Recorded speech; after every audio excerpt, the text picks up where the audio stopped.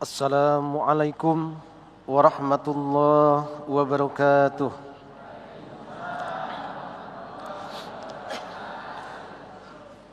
A'udzu billahi minasy syaithanir rajim.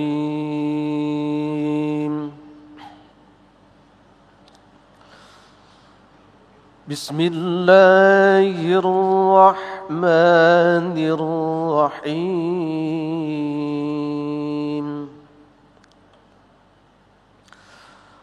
ولا تتمنوا ما فضل الله به بعضكم على بعض للرجال نصيب مما اكتسبوا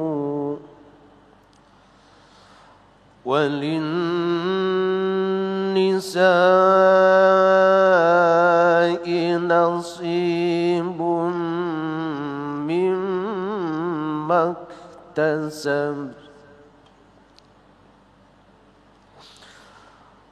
واسألوا الله من فضله إن الله كان بكل شيء عليما ولكل جعلنا موالي مما ترك الوالدان والأقربون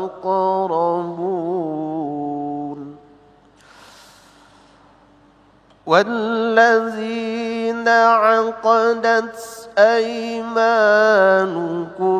فآتوهم نصيبهم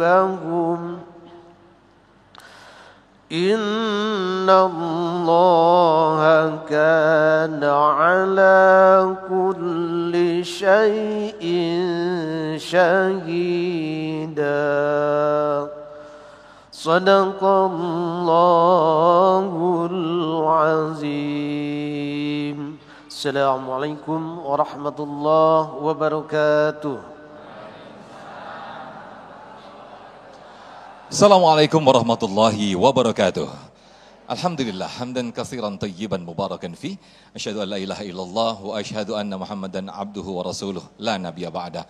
Segala puji bagi Allah, pemirsa, kita kembali dikumpulkan dalam Majelis Ilmu Damai Indonesiaku spesial Ramadan karena kita hadir setiap hari mulai pukul 14.00 hingga pukul 15.30. Tema yang akan kita angkat pada kesempatan siang hari ini adalah tema yang sangat menarik sekali, tema yang sering kita temukan di dalam sifat seseorang, yaitu sifat munafik.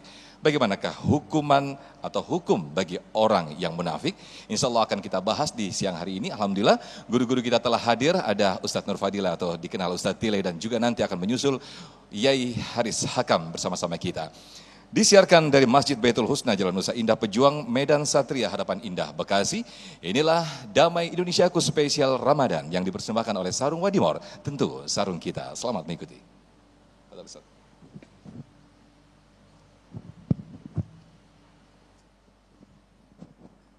Assalamualaikum para pemirsa Damai Indonesiaku TV One dan segenap para jamaah, para ibu, bapak, jamaah Masjid Jami Baitul Husna, dan para pemirsa di mana saja yang insya Allah hadir kumpul kita dalam menyaksikan ta'lim kita kali ini melalui Damai Indonesiaku TV One. Insya Allah ibadah Ramadan kita senantiasa diterima oleh Allah Subhanahu wa Ta'ala. Para ibu, bapak, hadirin jamaah yang berbahagia, tema kita hukum tentang seseorang yang melakukan perbuatan munafik. Bu, semangat dong. Masih puasa? Alhamdulillah, asal jangan buka zohor. Tema kita kali ini sangat menarik, bahwa munafik ini salah satu penyakit batin, sifat yang amat sangat jelek. Kenapa Ibu? Rasulullah Shallallahu Alaihi Wasallam beliau bilang ayatul munafik salasun, tanda-tanda orang munafik itu 3. Tanda orang munafik ada 3. Tanda orang munafik ada 3. Berarti kalau tandanya ada, insya Allah orangnya ada. Bu, apa kata beliau? Yang pertama, idza hadatsa kadzaba, apabila dia bicara dusta. Ini ciri dari orang munafik, ngomongnya bohong.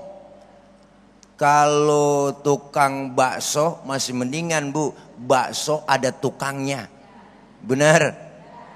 Tukang kolak ada, nintar kita buka. Banyak tukang gorengan ada, tapi kalau tukang bohong, sekarang nih Masya Allah. Makanya nuansa Ramadan mendidik kita supaya jangan berbohong. Artinya apa? Jangan sampai ada timbul penyakit hati yang namanya sifat munafik. Bicara selalu dusta. Ini cirinya. Padahal puasa mengajarkan kita supaya jujur. Bu, Bang, tadi sholat zuhur enggak? Sholat kan? Sebelum sholat wudhu dulu kan? Ketika wudhu kita ke kumur kan? Andai saja kita colong sedikit aja kita korupsi, kita telan itu air, jangankan KPK, jangankan polisi, temen di samping lagi wudhu nggak tahu kalau kita nyolong air. Bener Ibu? Puasa didik kita tuh supaya jujur. Nih sifat munafik jangan sampai ada pada diri kita. Apa? Suka dusta. Apalagi nih Bang, tahun politik, jangan mau kita dijanji-janjiin doang. Ya Bu, banyakan kita makan kenyang, makan janji, bohongin mulu. Tenang aja Pak, kalau saya jadi jalanan rata, rata sama air, banjir mulu. Ya Bu, ngomong selalu dusta, nggak sesuai fakta. Tuh yang pertama. Yang kedua kata Rasul apa? Ciri-ciri orang munafik itu ketika dia berjanji dia dusta. Ketika dia berjanji dia berkhianat ya Bu. Iya Bu. Tadi kan ngomong dusta, sekarang berjanji dia mengingkari. Kau yang berjanji, kau yang mengingkari. Bener Bu, ada lagunya. Janjinya luar biasa. Wow, belum jadi mapo. Belum jadi mapo. Wow, demi rakyat, buat rakyat, untuk rakyat. Kenal enggak sama rakyat? Bener Po? Orang kalau naik panjat pinang Bang, yang paling capek yang di bawah. Bener tuh, kalau 17 Agustus lomba ya, yang paling capek kan yang di bawah. Yang di bawah udah diles-iles lehernya Bu, melintir sono, melintir kemari. Tapi hati yang diinjak di bawah ngomong, biarin, nggak ngapa-ngapa gue diinjak di bawah, asal lu naik ke atas. Tapi kalau udah di atas ingat dong, hadiah banyak, bawa turun dong, kita pecah rame-rame, kan cakep urusan. Iya Bu, ketika berjanji jangan diingkari. Janji itu hanya kepada Allah. Ketika kita berjanji dengan seseorang, hakikatnya kita berjanji kepada Allah Subhanahu wa taala. Kita nazar kepada Allah Subhanahu wa taala. Jangan sampai sifat munafik ini ada pada diri kita. Kalau sudah dia berkata dusta, dia berjanji mengingkari, dan yang lebih parah, ciri yang ketiga kata Rasul apa? Ketika dia diberikan amanat, dia berkhianat. Bu, berkhianat. Dikasih amanah berkhianat. Kan ini semua yang ada dalam diri kita kan berupa titipan. Benar? Ini amanah yang Allah kasih. Harta titipan. Benar Bu? Jabatan titipan, pangkat titipan. Yang namanya titipan jangan sampai bikin kita sombong. Benar? Benar? Nih salah satu sifat dari munafik, kesombongan. Pengen pamer, pengen dipuji, mentang-mentang kaya. Ya Allah, jalan gak nginjek tanah. Kuntilanak kali ya Bu. Mentang-mentang jabat, jalannya dadak duluan, bener? Ya Allah, jangan sampai sifat yang Allah berikan kepada kita, nikmat yang Allah berikan kepada kita menjadi sifat sombong. Nih, ketika kita melaksanakan janji kepada Allah, dikasih amanah oleh Allah, harus benar-benar kita sampaikan. Jabatan adalah amanah, kedudukan adalah amanah, harta adalah amanah. Jangan bikin kita sombong. Bu, anggota tubuh kita yang paling terhormat kepala. Ini kepala anggota tubuh paling mulia. Orang makanya kalau nggak ada kepalanya bukan orang. Benar Bu? Kepala kita paling mulia nih, bercanda sama temen bang, dikeplak kepala kita marah. Lu bercanda yang bener dong, jangan main kepala. Bener Bu? Maka kepala adalah anggota tubuh paling terhormat. Maka kita kalau bikin KTP di kelurahan yang dipoto kepala. Ada nih di sini Bapak Ibu jamaah KTP-nya gambar dengkul. KTP tuh kepala kita paling terhormat. Tapi lihat ketika sujud, kepala kita Ibu sama rendahnya dengan kaki. Bahkan kepala kita lebih rendah daripada, mohon maaf, bener Bu? Bener Bu? Tinggian. Nah itu ya, Masya Allah. Ternyata nggak ada apa-apanya kita di hadapan Allah. Apa yang mesti kita sombongin? Iya Bu, iya Bu. Nih ketika diberikan amanah dia khianat. Padahal orang yang diberikan amanah merupakan salah satu itu orang yang selalu diberikan kekuatan batinnya. Kekuatan batinnya apa? Bahwa dia mampu melaksanakan apa yang diberikan oleh Allah. Harta, jabatan, pangkat, kedudukan, itu semua titipan dari Allah. Jangan bikin kita sombong. Apa yang mesti kita sombongin? Wala tamshi fil ardi maroha. Jangan kau berjalan di muka bumi ini dalam keadaan sombong. Bu, lahir ke dunia apa yang kita bawa? Enggak ada, sehelai benang pun enggak ada yang kita bawa. Disindir oleh Ayah Haji Roma Irama dalam liriknya. Ibu, bukankah engkau dilahirkan telanjang tanpa sehelai benang?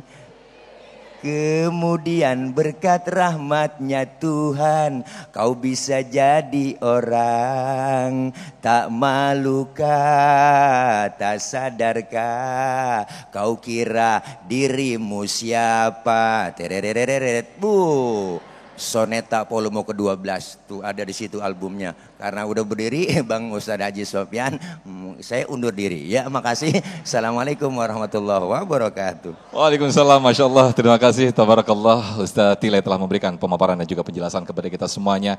Satu refleksi atau satu evaluasi bagi kita semuanya, bahwa di antara ciri-ciri orang yang munafik adalah selalu dusta dalam pembicaraannya. Semoga kita dihindarkan dari sifat dan hal-hal demikian. Insya Allah pemirsa, di segmen kedua nanti akan bergabung bersama kita Kiai Haji Haris Hakam akan melengkapi yaitu munafik. Bagaimanakah hukuman Allah bagi orang-orang yang munafik? Sesaat lagi tetaplah bersama kami di Damai Indonesiaku spesial Ramadan.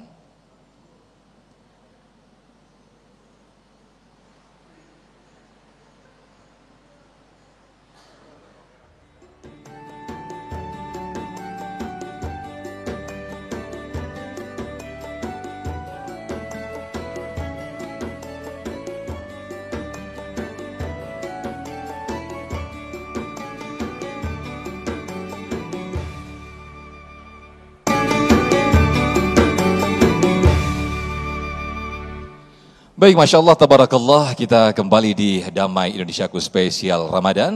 Di segmen 1 tadi kita sudah menjelaskan bagaimana pemaparan dari Ustadz Tile. 3 ciri diantaranya ciri-ciri orang munafik. Dia selalu berdusta dalam setiap berbicara. Kemudian dia selalu ingkar di dalam berjanji. Nah, Yai Haris Hakam akan menjelaskan kepada kita semua bagaimana hukuman Allah bagi orang-orang yang munafik. Selamat mengikuti. Assalamualaikum warahmatullahi wabarakatuh.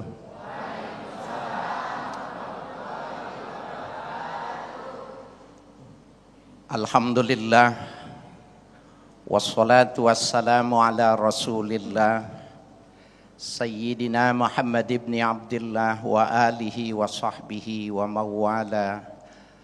La haula wa la quwwata illa billah, amma ba'du. Ketua dan segenap DKM Masjid Darul Husna, Baitul Husna. Saya gara-gara diputar-putar di sini bacanya aja salah. Minta maaf. Ustadz Nur Fadilah dan Akhinal Mahbub Ustadz, saya lupa namanya, Sofyan. Bapak-bapak, ibu-ibu, hadirin sekalian yang berbahagia. Kalau kita buka Al-Quran, maka pertama kali yang disuguhkan di dalam Al-Quran gambarkan fenomena, gambaran orang sekian banyak manusia di muka bumi ini dikelompokkan cuma jadi 3 saja. Jadi berapapun jumlahnya nanti populasi manusia berkembang, suku, bangsa dan lain sebagainya yang melatar belakangi perbedaan satu dengan yang lainnya, kalau menurut Al-Quran itu cuma 3. Jadi tipologi manusia berdasarkan Al-Quran itu cuma 3. Yang pertama orang yang beriman, dan ini ayatnya tidak banyak. Alladzina yu'minuna bil ghaibi wa yuqimunas sholata wa mimma razaqnahum yunfikun. Hafal semua itu. Kalau yang biasa mimpin tahlilan hafal ini. Orang yang beriman itu orang yang beriman kepada Allah dan yang gaib, dan terhadap rezeki yang diberikan dia berikan nafkah kepada orang lain, diinfakkan orang lain.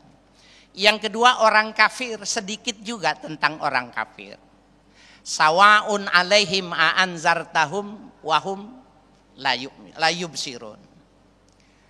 Orang kafir itu sama saja kamu kasih peringatan atau kamu tidak kasih peringatan, ya sudah begitu aja maunya. Tapi ketika Al-Quran berbicara orang munafik, subhanallah, banyak sekali ayat-ayat yang menceritakan tentang orang munafik. Kenapa? Bahaya orang munafik. Bisa jadi Bapak saudara sekalian, orang munafik itu seragamnya sama seperti ibu-ibu ini. Seragamnya bagus. Ya, bisa jadi ya seragamnya sama, tetapi dia penyusup. Imam Ali karramallahu wajhah mengatakan secara sederhana, orang munafik itu lisanahu yasurru. Lisanuhu yasurru, lisannya itu membikin orang senang. Wa qalbuhu yadurru, tapi hatinya merusak. Niatnya tidak bagus. Kemarin saya lihat, ibu pada lihat enggak Bapak? Ada seorang wanita ya makan daging babi pakai baca bismillahirrahmanirrahim. Itu beriman kafir apa munafik, Bu?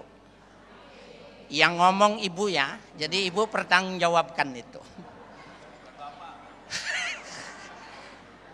Ya, saya nggak bilang, nanti saya di kepolisian saya bilang yang ngomong ibu-ibu. Ibu nggak usah khawatir bersama saya. Ya. Jadi ketika lisannya itu orang mengatakan beriman, orang alladzina yu'minuna bil ghaibi wa yuqimunas shalah itu beriman jelas. Orang kafir mereka dikasih pemahaman, tidak dikasih pemahaman, kasih ilmu, tidak dikasih ilmu, tetap saja jelas. Tetapi orang yang munafik itu yukhadi'unallaha walladzina amanu. Mereka itu menipu Allah dan menipu orang-orang yang beriman. Bapak Ibu sekalian yang berbahagia, ini esensial sekali kalau kita mau memahami. Sehingga klasifikasi yang namanya munafik, Bapak Ibu sekalian itu tidak boleh dipukul rata. Ya, kalau dikatakan innal munafiqina fi darkil asfali minan nar. Sesungguhnya orang-orang munafik itu akan ditempatkan di keraknya api neraka. Itu adalah munafik yang i'tiqadi. Orang yang sengaja mengaku Islam dulu nih, zaman dulu mengaku Islam supaya tidak kena bayar pajak, supaya tidak kena bayar zakat, bayar jizyah, supaya tidak bayar jizyah, supaya tidak bayar upeti, maka dia bilang dirinya Muslim. Kenapa? Karena zakat tidak mahal, tidak banyak. Tetapi sesungguhnya dia punya maksud dengan ketika dia mengatakan beriman. Nah, kalau sudah menyangkut urusan agama, hati-hati nih, termasuk ya ibu yang tadi itu. Kalau sudah menyangkut urusan agama, ada unsur pelecehan, balasannya enggak macam-macam. Fi darkil asfali minan nar, tempatnya yang paling dalam di neraka ini. Itu yang namanya munafik i'tiqadi. Tetapi kalau yang dimaksud itu munafik adalah munafik amali, tidak menyangkut kepercayaan, tadi Ustadz kita sudah menyampaikannya. Ada 3 caranya. Tandanya ada 3, apabila berkata bohong. Jelas Bu? Ibu, suami ibu di rumah suka bohong enggak? Bapak istrinya di rumah suka bohong enggak? Kalau berbohong demi kebaikan enggak apa-apa. Tapi kalau setiap hari itu bohong, itu bermasalah. Bu, kalau ada lihat orang ngomong sendirian gitu, menurut ibu normal enggak? Enggak ada orang gitu, dia ngomong gitu. Normal enggak Bu? Normal. Biasa. Bapak dulu ketika masih muda, ibu ketika masih muda, lagi mandi ingat sama pacarnya, senyum sendiri. Bisa jadi ibu melihat ada syuting video, ada sinetron, bapak lihat, kemudian ingat masa lalu, ibu tersenyum sendiri. Bapak tersenyum sendiri, normal nggak Pak? Normal. Tapi kalau setiap hari tertawa sendiri, itu nggak normal. Jelas nggak nih ukurannya nih? Ibu bapak, ibu nggak pernah bohong sama suami, ibu bohong. Dusta kalau tidak pernah bohong. Bapak jujur tidak pernah bohong sama istrinya, bohong. Saya nggak percaya. Jelas. Pada hal-hal tertentu kadang-kadang harus berbohong. Yang dimaksud dengan tadi ciri ayatul munafik yang disampaikan guru kita itu, ketika bohong jadi lalapan dia, bahasa Betawinya. Setiap harinya itu tukang bohong. Ibu minta cerai aja kalau suaminya tukang bohong.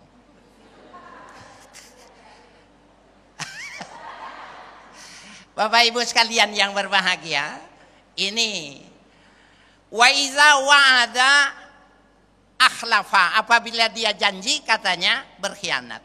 Ibu dulu waktu mau dinikahin sama suami ibu kan dijanjiin tuh mau dibeliin rumah, mau dibeliin mobil, mau dibeliin tanah. Udah diberikan belum semua? Belum. Itu minta Bu. Ibu bilang begini, ibu mintanya, jangan kan kalau udah setia, udah bagus, udah terbukti kecintaannya kan nggak boleh rusak. Ibu bilang, sebut saja tadi Ustadz Tile nyebutin katanya kalau orang munafik itu kalau janji nggak dipenuhi. Dulu kayaknya bapak ngasih mas kawin kayaknya kurang dah. Bu, orang Islam laki pakai emas boleh nggak? Benar nih, percaya itu hukum Islam ya? Orang Islam tidak boleh, tapi anak sekarang kalau dinikahkan dengan mas kawin 20 gram, waktu diberikannya 20 apa 10? 10 karena dibikin 2. Ya. Lah kan tadi katanya ngomongnya 20, kok dikasihnya 10? Pertama tidak boleh laki pakai emas, yang kedua belum mesti dibayar. Nih ingetin Ibu, lumayan 10 gram. Insya Allah kita lanjutkan. Baik, Masya Allah, terima kasih Yai Haris Hakam telah memberikan pencerahan dan juga lebih dalam lagi apakah bagaimana hukum bagi orang-orang yang munafik. Seperti yang disampaikan Yai Haris tadi, yaitu hukumannya fi darkil asfali minan nar, di bawah neraka yang paling bawah. Mudah-mudahan kita terhindar dari sifat-sifat demikian dan insya Allah menjadi satu rambu-rambu tersendiri untuk kita agar terhindar dari sifat-sifat munafik. Di segmen ketiga, 4, 5 nanti kita akan buka sesi tanya jawab para ibu-ibu dan juga bapak-bapak di sini. Saya yakin banyak pertanyaan mengenai orang munafik. Sesaat lagi tetaplah di Damai Indonesia Aku Spesial Ramadan yang dipersembahkan oleh Sarung Wadimor, tentu sarung kita.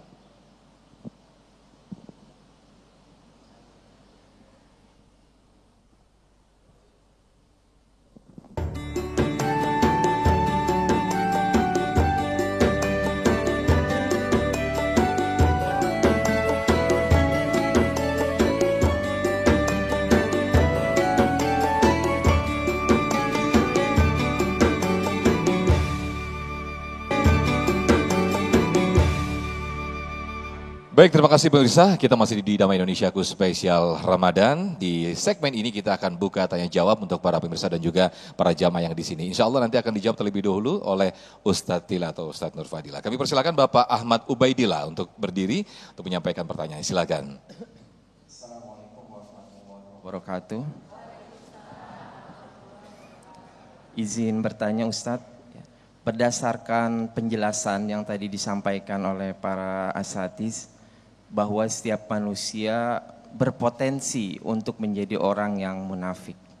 Maka pertanyaan saya, apa kiat-kiat agar kita tidak terjerumus dalam kemunafikan?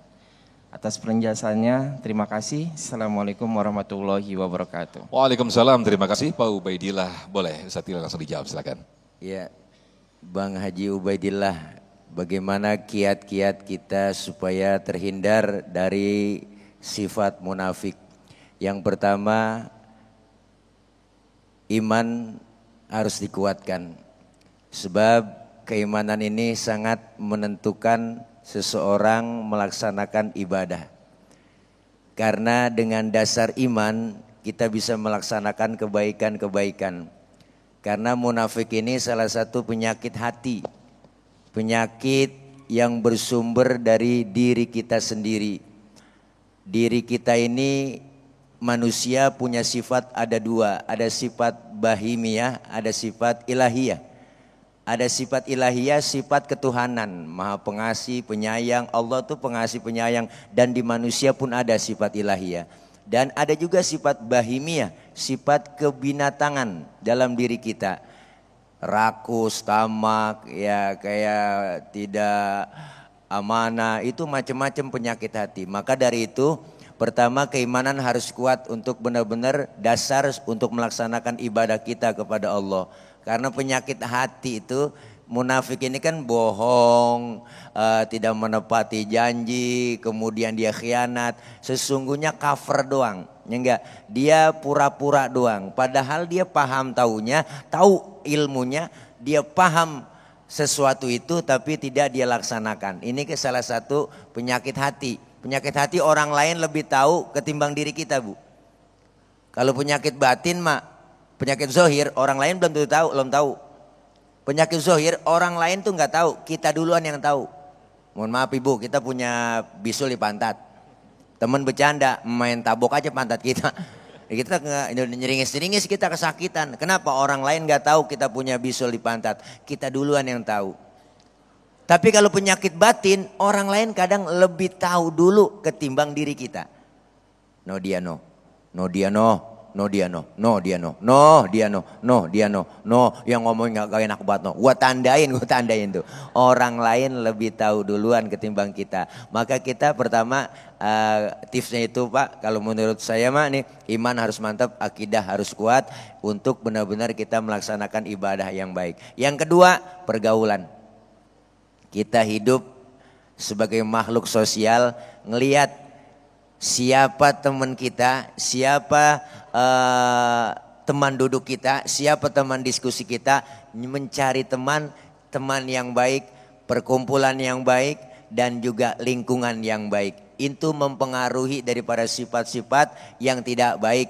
Kita kepengen kalau duduk dengan orang tukang minyak wangi, insya Allah kita kebagian mewanginya, ya Pok, ya Pok. Kalau kita duduk sama tukang las, kita kebagian apinya ada tuh, ya gak? Semprotan kebakar kita jadinya. Tergantung pergaulan kita. Yang ketiga, dengan iman kuat, pergaulan yang bagus, dan selalu tahu akan ilmu agama. Kalau udah paham ilmu agama, insya Allah kita bisa terhindar dari hal-hal yang tidak baik. Di antara ciri-ciri orang-orang munafik, insya Allah itu jawaban dari saya. Kalau memang Pak Ubaidillah belum puas, kita cari kepuasan di luar. Makasih dari saya. Insya Allah nanti dilanjutkan oleh guru kita. Baik Ustaz Tile, terima kasih atas jawabannya. Mungkin menarik apa yang ditanyakan Pak Ubaidillah tadi dan juga disampaikan Ustaz Tile tadi ke Yai Haris Hakam. Kalau kita menghindar dari orang-orang munafik mungkin mudah. Kita cari perkumpulan yang baik. Namun pertanyaannya, bagaimana kita mencegah terhadap orang-orang munafik? Karena kita di dalam diri kita sendiri tertuntut untuk tanha anil fahsya'i wal munkar. Ini bagaimana ya untuk mencegah orang-orang munafik? Iya, memang bukan mudah ya. Dia cuma mudah dalam ucapan saja. Potensi kita itu sebenarnya ada, salah satu kekuatannya, ini menambahkan yang disampaikan oleh Ustadz Tile itu. Jangan lupa setiap sesuatu itu kita berdoa. Doa mukhul ibadah. Di dalam salah satu hadis yang ditakhrij oleh Imam Al-Hakim, bahwa Nabi berlindung dari 7 penyakit. Dan 7 penyakit itu ada potensinya pada semua orang. Mau muslim, mau tidak muslim punya potensi itu.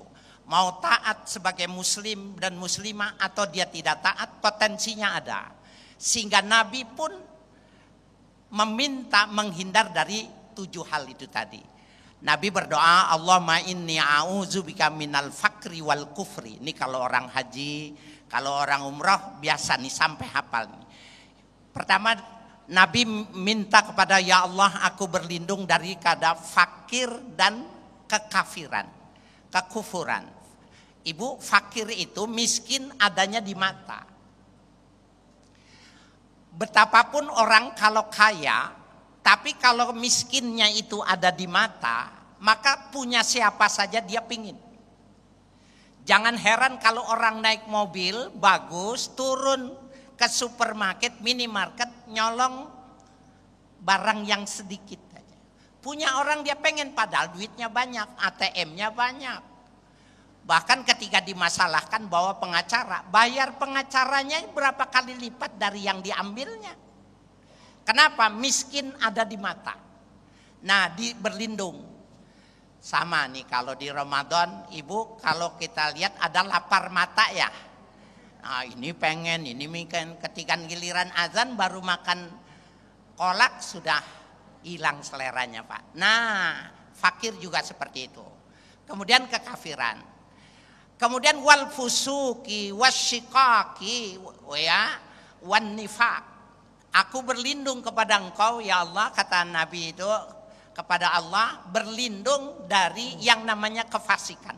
Fasik itu sudah tahu tapi mau melakukan. Syikok, melakukan hal-hal yang bertentangan dengan syariat. Wan nifaq. Nabi minta supaya tidak punya sifat munafik. Nah Ibu, kenapa itu doa dianjurkan sama mutawif? Bacanya lagi toa, bacanya lagi sa'i. Karena disitulah tempat yang mustajabat. Tempat yang mustajab, minta, berbahaya nih penyakit nih.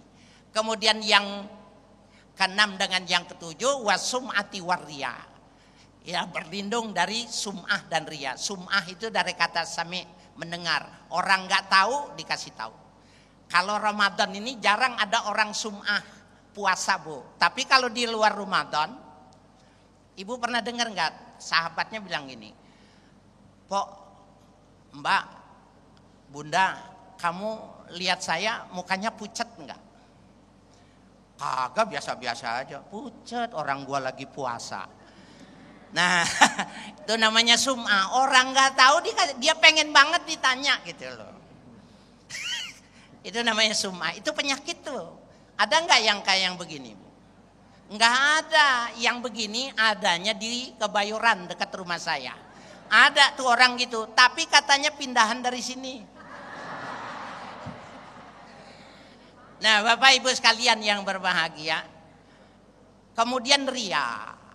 Ya, ria itu mempertontonkan setiap sesuatu yang dia lakukan itu supaya mendapatkan penilaian manusia. Nah, oleh karena itu ketika kita ingin menghindar, jadi yang dikatakan itu benar, kuatkan iman Islam kita, kemudian pergaulan kita proteksi diri dan ditambah dengan doa. Bapak Ibu sekalian, apalagi ini do Ramadan nih. Ramadan ini tempat yang mustajab itu ada dua nih, jangan enggak nih. Pertama, hina yuftir, as-saimu hina yuftir. Waktu berbuka puasa. Allahu Akbar, Allahu Akbar. Bismillahirrahmanirrahim. Sedikit. Allahumma laka sumtu wa bika amantu wa la rizkika aftartu. Kemudian ibu stop, ibu doa. Ibu kalau lagi buka puasa remnya pakem enggak? Ingat enggak tuh waktu itu suruh berdoa? Padahal ini di antara 3 doa yang tidak ditolak ini. Ibu bilang, ya Allah saya nggak mau punya sifat yang diajarkan 7 itu, jangan ada dalam hati kita. Yang kedua, ketika sahur, sulusul lailil akhir. Ibu sahur silakan, Bapak sahur nikmati, tapi Bu selesai buru-buru ke masjid. Sholat 2 rakaat, taubat, istighfar, langsung minta. Di antaranya menghindar dari sifat munafik. Baik, terima kasih Yai Harisakam telah memberikan penjelasannya. Berikutnya saya ke penanya dari ibu-ibu. Ibu Setiawati, boleh berdiri Ibu? Oh, yang paling depan, silakan. Nanti akan dijawab oleh Ustadz Tila ya Ustadz.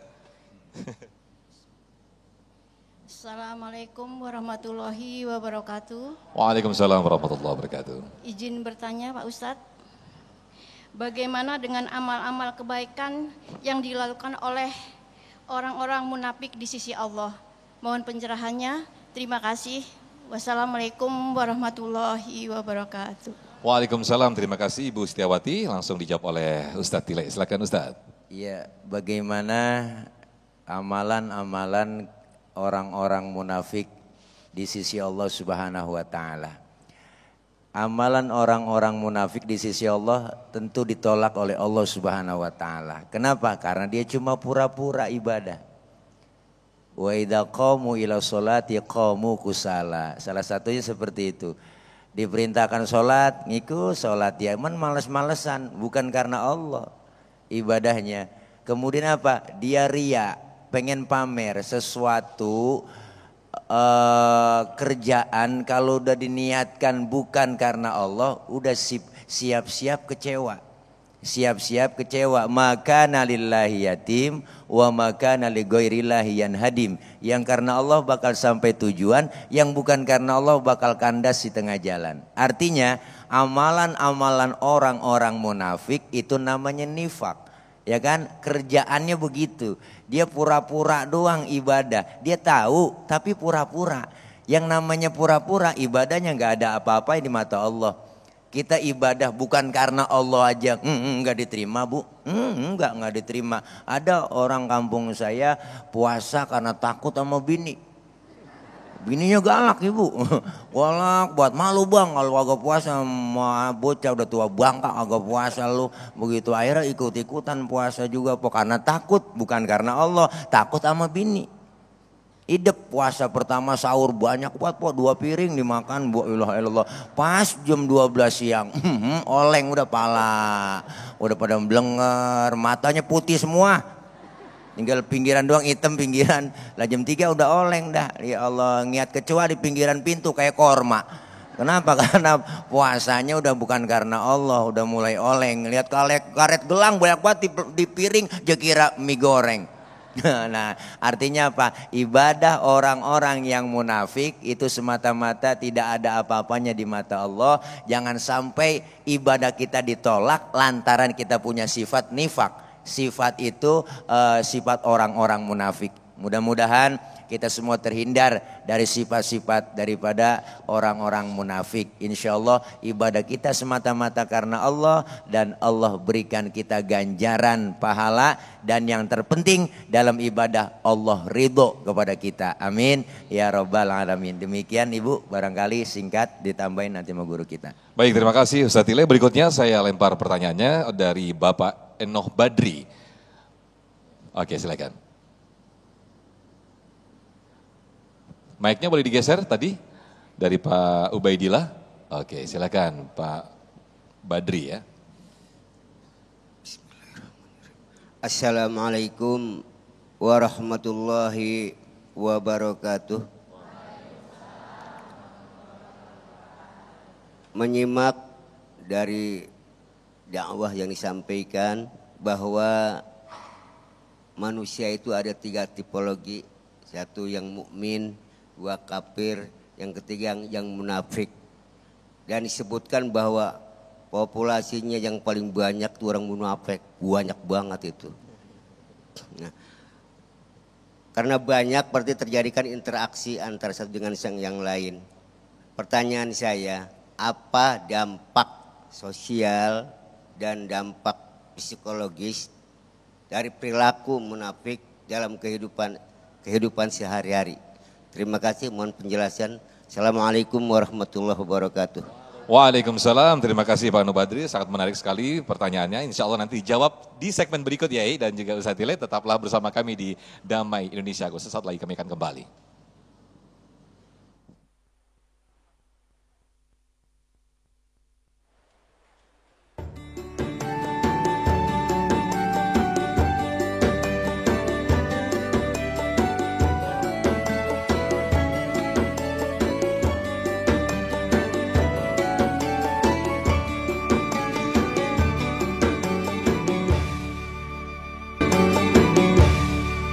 Baik, terima kasih pemirsa, Anda masih di Damai Indonesiaku spesial Ramadan. Di segmen ini kita masih buka tanya jawab yang akan disampaikan oleh jamaah yang ada di sini. Insya Allah ada Ibu Lestari yang sudah siap akan menyampaikan pertanyaannya. Silakan Ibu Lestari, boleh berdiri.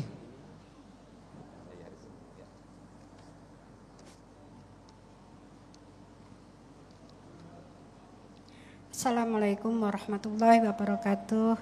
Waalaikumsalam warahmatullahi wabarakatuh. Izinkan saya bertanya Pak Ustadz.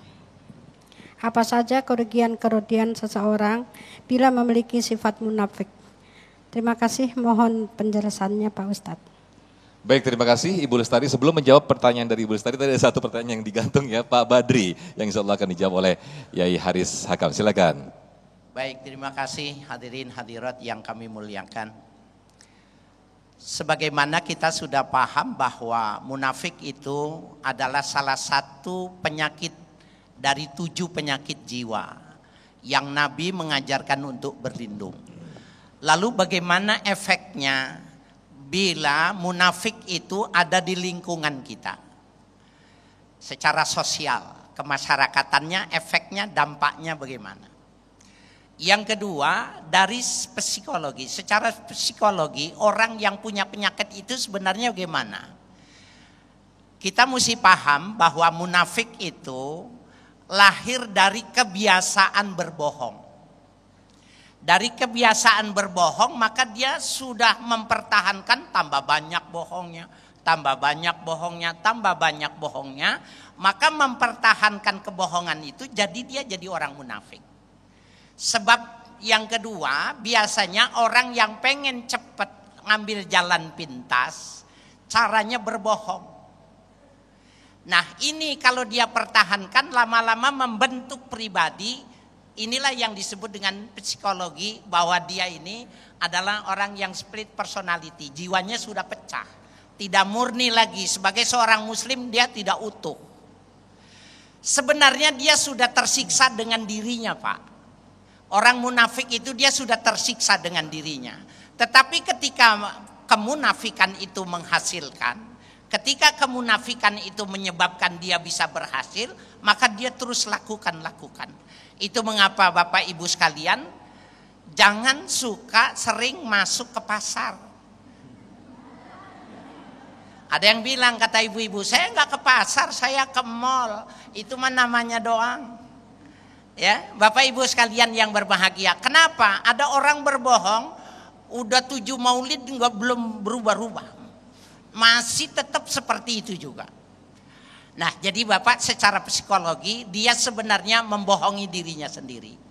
Kalau dia berhasil sebenarnya dia ciut karena itu bukan prestasi dia. Dia hasil menipu orang. Nah, secara sosial kemasyarakatan Bapak sekalian, di zaman Nabi itu kalau ada munafik yang etikodi dibunuh, Pak. Kalau yang etikodi itu mengaku jadi nabi, ya mengaku di Indonesia kayaknya banyakan lagi dah. Orang ngaku sebagai nabi macem-macem lagi namanya. Yang kalau dibacain salawat kagak pantas nama dia gitu. Saya jadi nggak enak, nggak usah disebutin dah. Ibu bapak udah tahu. Nah, jadi sosial kemasyarakatan kalau yang etikodi itu sangat berbahaya, Pak. Lalu apakah kalau ada orang munafik etikodi pada kondisi seperti di Indonesia itu harus diperangi seperti itu? Jawabannya tidak. Kita ini orang Islam yang ada di Indonesia bidimensional, ada dimensi keislamannya tapi harus juga kuat dimensi nasionalisme kita. Ada komitmen kebangsaan kita, Pancasila, Undang-Undang Dasar 45 dengan turunannya undang-undang itu harus dihormati. Dalam kaidah usul fikih dikatakan al-adah muhakkamah. Konvensi bangsa itu harus menjadi dihormati sebagai ketentuan hukum. Maka kalau ada orang munafik yang etikodi, kita lapor ke kepolisian bahwa ini terjadi penistaan terhadap agama. Jangan kita yang mengambil, kemudian kita yang menyelesaikan, kemudian sampai dieksekusi. Itu nggak boleh. Nah, jadi tetapi yang bersifat amali, Bapak Ibu sekalian, boleh kalau di masyarakat itu diblokade gitu. Kita lihat nih, orang ini memang munafik benar gitu. Tapi bukan etikodi, memang punya karena bisnisnya. Karena kepentingannya, apalagi maaf nih yang satu nih nggak enak ngomongnya ini. Kalau sudah bau-bau politik, kadang-kadang itu memang susah tuh. Kalau udah ngomong politik, kadang-kadang Pak, ya janjinya banyak betul ya Bu ya. Tetapi kalau sudah berhasil lupa. Ada lagi kebalikannya, sudah ngasih duluan kagak jadi, karpetnya diambil lagi. Saya kira itu Ustaz. Baik, terima kasih Yai Haris. Saya mereview sedikit apa yang disampaikan atau ditanyakan Ibu Lestari tadi ya. Bagaimana apa saja kerugian bagi orang-orang yang mempunyai sifat munafik ini. Silakan Ustaz Tilai. Kerugiannya begitu banyak orang yang melakukan atau perbuatan munafik. Pertama, rugi dalam diri sendiri. Diri sendiri dia rugi, tidak mendapatkan pahala dari Allah Subhanahu wa taala. Dan yang kedua ada kerugian yang dari luar. Satu, teman bisa jauh, saudara bisa jauh, keluarga bisa jauh. Kenapa? Karena sudah dicirikan. Nah, kalau sudah dicirikan ada tandanya, berarti saya bilang tadi di awal, kalau ada tandanya orang munafik berarti orangnya ada. Biasanya kalau tandanya ada, orangnya ada. Maka kerugian itu imbasnya begitu besar buat kita Ibu. Pertama buat diri sendiri, yang kedua itu kerugian kepada buat orang lain begitu banyak. Artinya apa gini, ada orang bicara mengecap dia tukang bohong. Kan gak enak bener Bu, kalau bohong udah ditukangin. Iya Bu ya. Lah kalau bohong nukangin udah kan ketahuan banget, berarti benar-benar tukangnya. Dia tukang kawin. Kan gitu ya Bu. Ada yang begitu kan? Ya, dia kawin mulu katanya. Ya enggak? Iya sampai 7. Iya, sampai 7. Sampai 7 kan parah itu. Ya Bu. Ya Bu, artinya apa? Udah disebut dicap. Dicap itu sama seseorang berarti udah jelek banget. Nah inilah yang tadi disampaikan guru kita Kiai Haris Hakam itu, bahwa membentuk karakternya sendiri menjadi tukang bohong. Rugi. Yang kedua, orang kalau ditandain dia kan kalau janji, wah elah ngomong doang banyak, dia ngebul. Ya Bu, ngebul tuh kalau ngomong, ya Allah sampai kegurian kita ya Bu. Tapi nol hasilnya, nol buktinya. Kerugian mencakup diri kita dan dalam lingkungan. Orang bisa jauh dan juga Allah benci, hubungannya hablum minan nasnya nggak benar, hablum minallahnya juga tambah nggak benar. Jadi akhirnya begitu banyak timbullah kebencian. Maka kita kepengen ketika sudah kita merasa berbuat salah, merasa berbuat tidak baik, merasa dosa, merasa suka bohong, merasa tidak menepati janji, merasa khianat, kita raba. Maka ini perlunya kita introspeksi di sini.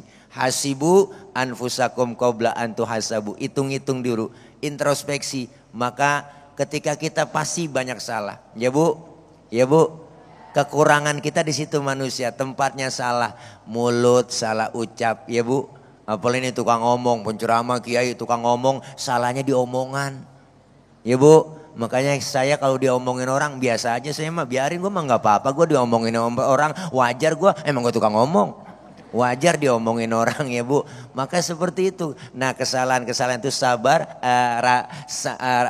dalam hati kita raba, insya Allah dengan kita niat merubah daripada sifat-sifat yang ada dalam pada orang munafik, kita rubah menjadi orang-orang yang baik. Insya Allah jangan sampai imbasnya luar biasa, dibenci, dijauhi. Itu ngeri kita, jangan sampai kalau dijauhi. Apalagi kalau Allah yang jauhi, udah dah, habis dah perkara. Kita dijauhi nama teman aja nggak enak, apalagi dijauhi sama Allah. Mudah-mudahan kita terhindar dari sifat-sifat itu semua. Amin ya rabbal alamin. Amin ya rabbal alamin. Terima kasih Ustaz Tile. Berikutnya saya ke jamaah akhwat adalah Ibu Nur Aini. Silakan boleh berdiri, nanti insya Allah akan dijawab oleh Kiai Haji Haris Hakam. Silakan.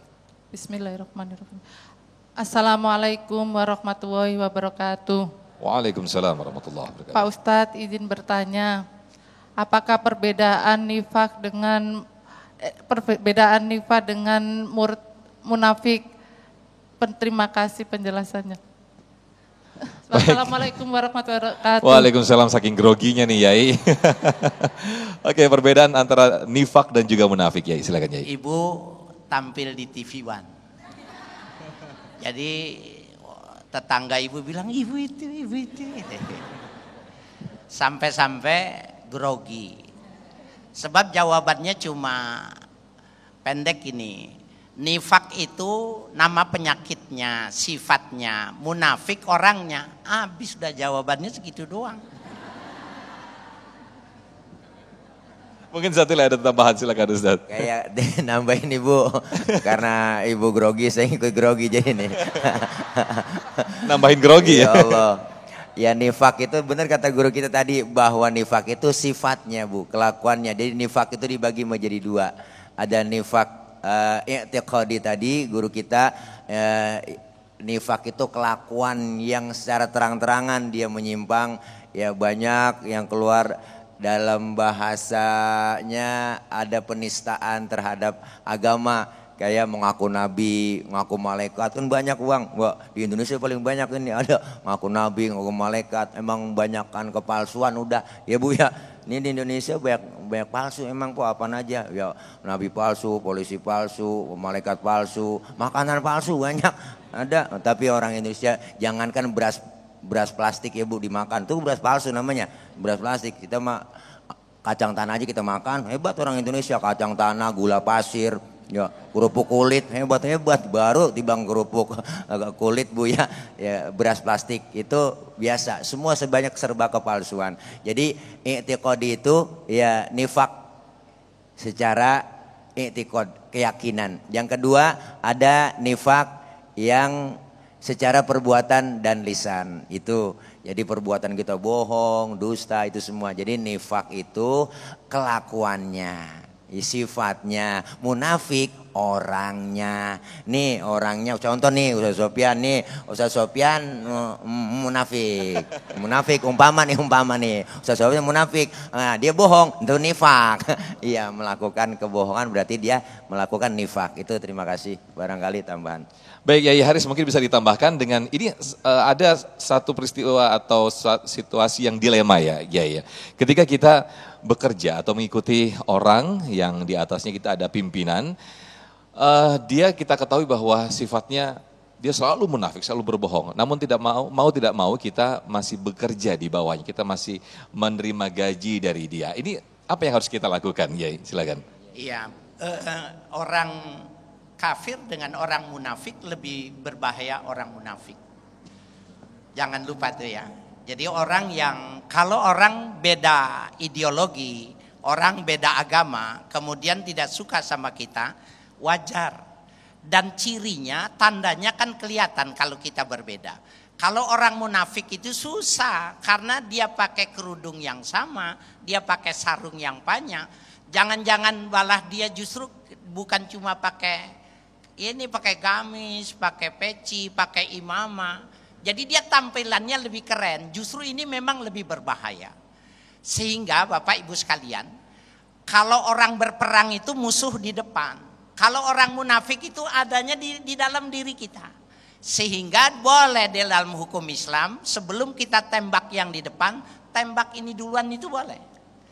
Kenapa? Memang dia bisa merontokkan. Ya, bisa berbahaya orang yang punya sifat munafik ini. Jadi betapa sungguh ketika munafik ini menjadi sebuah penyakit, dia menjadi sangat merugikan. Baik dia secara pribadi maupun secara orang lain, itu sangat merugikan. Lalu kalau kaitannya tadi apa tadi? Bekerja kita di dalam satu pekerjaan bagaimana? Nah, Bapak Ibu sekalian, ada orang bekerja di pabrik minuman yang beralkohol. Ya, di satu pabrik minuman yang beralkohol. Dulu waktu dia bekerja dia belum tahu. Nih kita kasih yang ekstrim dulu, yang haram gitu. Nah, waktu kita belum tahu, kita bekerja situ, lama-lama kita tahu, maka mulai dia tahu, dia harus punya perencanaan pindah dari situ, mau cari pekerjaan lain. Tapi jangan ekstrim kalau dibutuhkan dana. Nah, orang menghadapi orang munafik juga seperti itu. Ya. Jadi kalau kita sudah tahu pimpinan begitu, kata niat dalam hati saya mau pindah. Atur strategi, jangan puas tinggal di situ, tetapi kita berusaha dan berdoa untuk meninggalkan tempat itu. Baik, terima kasih Yai Haris Hakam dan Ustadz Tile. Kita masih ada 2 segmen lagi untuk di Damai Indonesiaku, namun kita akan jeda terlebih dahulu. Sesaat lagi tetaplah bersama kami Damai Indonesiaku spesial Ramadan.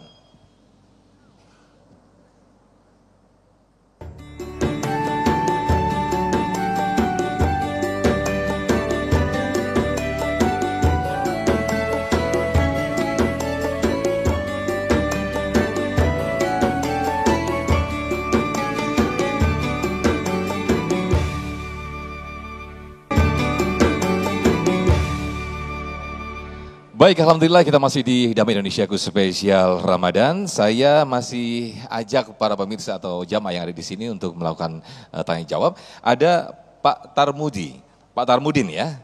Oke, silakan Bapak Tarmudin untuk mengajukan pertanyaannya, silakan. Assalamualaikum warahmatullahi wabarakatuh. Mohon izin Pak Ustadz. Orang-orang munafik itu ada di neraka paling bawah atau di kerak neraka. Nah, oleh karena itu mohon penjelasannya. Terima kasih. Wassalamualaikum warahmatullahi wabarakatuh. Waalaikumsalam warahmatullahi wabarakatuh. Yai Haris terlebih dahulu silakan, Yai. Iya, baik Bapak Ibu sekalian, hadirin hadirat yang berbahagia, para pemirsa dimanapun Anda berada. Fidarkir asfali minan nar, pada neraka yang paling terdalam, keraknya, itu maknanya dari lantaran perbuatan dia sangat jelek, sangat buruk, sangat kejam. Bapak, dari tanda-tanda munafik yang keempat itu, wa idza khasama fajara. Dia kalau dia tidak suka itu dia pukul habis. Jadi kalau dia tidak suka bukan cuma dibunuh tapi dimutilasi.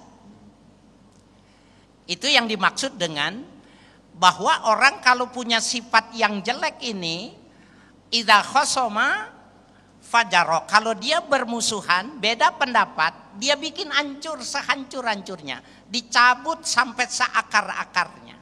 Karena sifatnya jelek, karena sifatnya yang semacam itu, maka dia letaknya tempatnya yang paling jelek. Lalu apakah orang yang tempatnya yang paling jelek, yang paling terbawah itu tidak bisa diampuni? Jawabannya masih bisa diampuni kalau dia bertobat. Jadi Bapak Ibu sekalian yang berbahagia ini, sambil saya ingetin diri saya dan hadirin sekalian, Bapak Ibu, bisa jadi dulu kita punya sifat munafik. Bapak, dulu karena kondisi tertentu kita jadi orang munafik. Ibu pernah jadi orang munafik. Sekarang sadar sudah tahu ancamannya sungguh luar biasa, maka kita bertaubat. Maka jangankan orang yang munafik, kalau ada gelar yang lebih berat daripada gelar munafik, kalau orang itu bertobat, ya maka dikatakan al-mustaghfir minadzambi kaman la dzambalahu. Orang yang memohon ampun dari dosa, maka dia seperti orang yang tidak berdosa. Nah, jadi memang yang i'tiqadi itu kan yang fidarkil asfali minan nar itu yang i'tiqadi. Kalau yang sudah menyangkut agama, kalau munafik yang tidak menyangkut urusan agama tidak diancam dengan neraka yang terdalam. Dia dosa besar, dia penipu besar. Ya, dia penipu ulung, tetapi dia kalau bertobat tetap, maupun yang amali maupun yang i'tiqadi tetap diterima.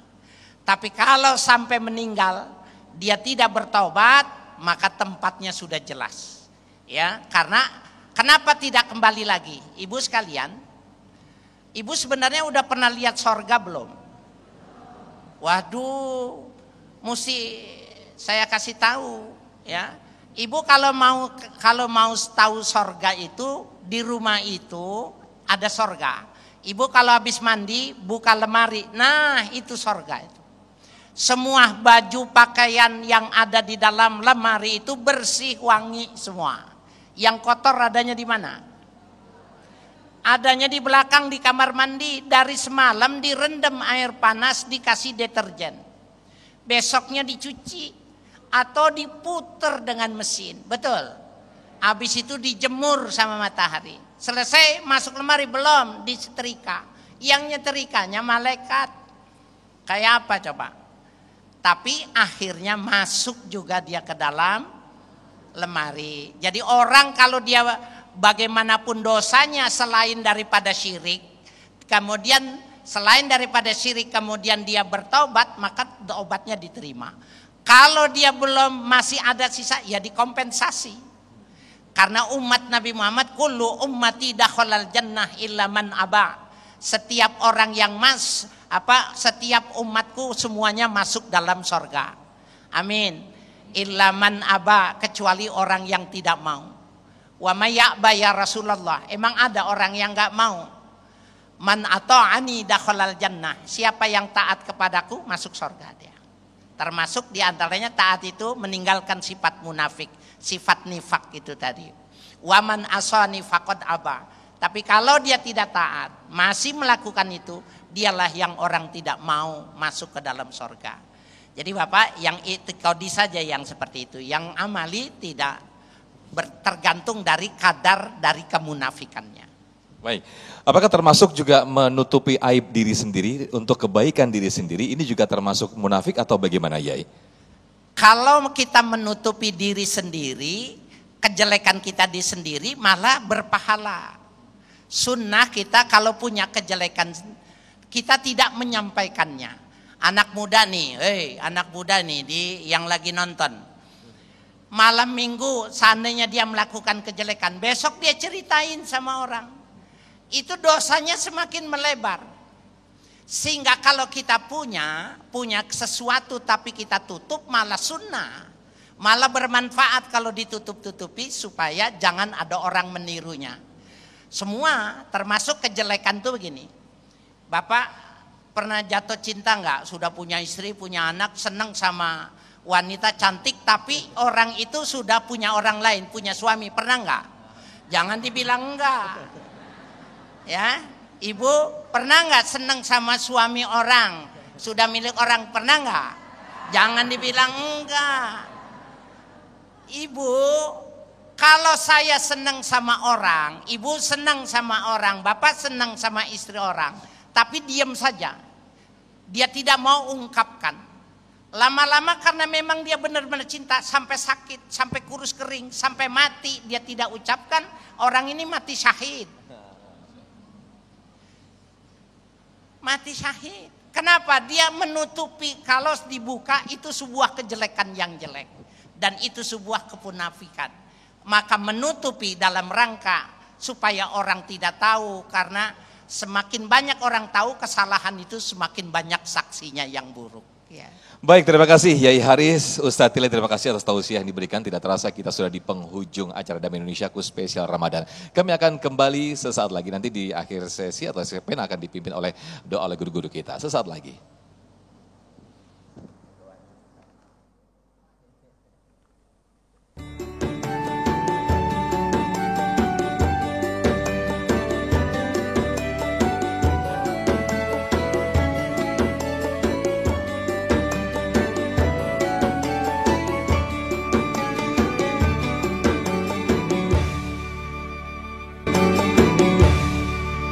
Baik pemirsa, tidak terasa Damai Indonesiaku spesial Ramadan sudah harus kita akhiri. Jangan lupa besok kita kembali hadir di lokasi dan juga waktu yang sama. Insya Allah akan dihadiri oleh Ustadz Said Kutub dan juga Ustadz Abdurrahman Jelani atau Ujai. Dengan tema yang sangat menarik yaitu setiap diri adalah pemimpin. Akhir kata saya Muhammad Sofyan dan kru yang bertugas dan juga Sarung Wadimor, tentu Sarung kita pamit undur diri. Terima kasih. Wassalamualaikum warahmatullahi wabarakatuh. Para pemirsa dan jamaah, mari sama kita angkat kedua tangan kita minta kepada Allah. Bismillahirrahmanirrahim. Wa'afuni karim, wa'afuni karim, wa'afuni karim ya arhamar rahimin. Alhamdulillahi rabbil alamin. Allahumma salli wa sallim ala sayyidina Muhammadin al-fatihin lima ughliqa wal khatimi lima sabaq. Nasiril haqqi bil haqqi wal hadi ila siratikal mustaqim wa ala alihi wa sahbihi haqqa qadri wa miqdaril azim. Allahumma taqabbal minna salatana wa siyamana wa qiyamana wa ruku'ana wa sujudana wa qu'udana wa tadarru'ana wa takhussu 'anna wa tammim taqsirana ya Allah ya arhamar rahimin. Innaka ala kulli syai'in qadir. Rabbana atina fid dunya hasanah fil akhirati hasanah wa qina adzaban nar. Wa sallallahu ala sayyidina Muhammad wa ala alihi wa sahbihi wa sallam. Subhana rabbika rabbil izzati amma yasifun. Assalamun alal mursalin walhamdulillahi rabbil alamin. Qabul.